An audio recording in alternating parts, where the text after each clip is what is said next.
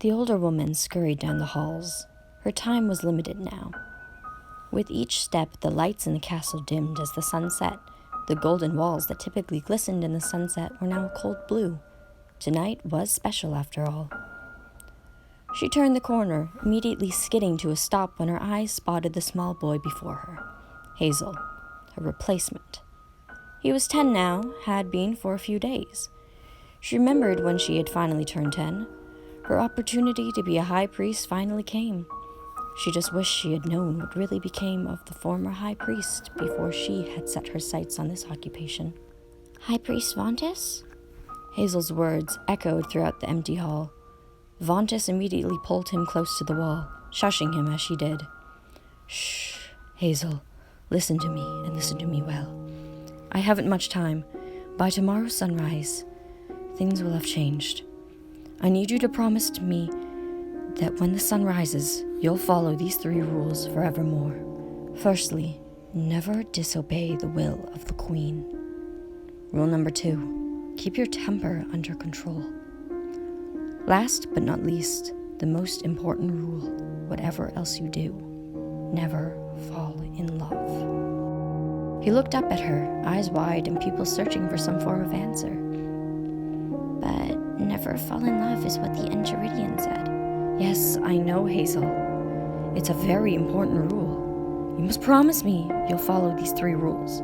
Promise me. She gripped his shoulders tightly, watching as he flinched from her sudden desperation. Vontis. A voice from the distance cut him off. Her heart stilled in place as she met eyes with the woman down the hall. Her Majesty, standing in the light of the only lantern left in the castle. High Priest, I do recall that you had a very important meeting to attend to. Vontis stood straight, closing her eyes and sighing out, completely disregarding Hazel and heading towards the Queen. The Queen gave her a smile, and with that, the lantern went out, leaving Hazel alone in the dark. Hazel stood silently, his brow creasing as he tried to process what had just occurred. Where was High Priest Vontis going, and why had she been so insistent on the Enchiridian's rules? Personally, Hazel still couldn't understand the point of those rules. Never fall in love. What a joke. You can't control who people fall in love with, and a silly book wouldn't be the one to stop Hazel. Turning to look down the corridor the 2 adults had just left down, he debated following. If he was caught somewhere he didn't belong, the consequences would be dire. Still, curiosity got the better of him, and he followed, small steps echoing. The castle didn't look itself when the lights were out. A haunting feeling shuddered through him as he walked on. Then a golden light caught his eye. A large door, open just a crack, had the yellow hue painting the dark hall with light. Hazel moved towards it, almost drawn to it. He could hear voices now, or one voice in particular, the Queen's. He couldn't distinguish the words, but she spoke with a confident tremor. Stepping close to the door frame, he looked into the room. The light blinded him momentarily, but as his eyes adjusted, he felt himself freeze in place. Stuck in time as he could only watch the ritual occurring. The golden room shone brightly.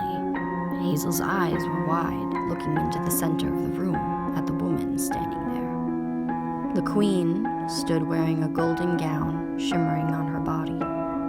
A large crown sat upon her head, portraying the image of a sun. Hazel couldn't focus on that, though.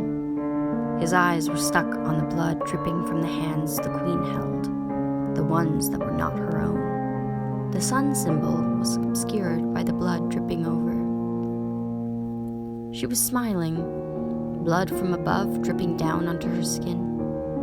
Hazel's eyes trailed up, peering at the body swinging from a chain.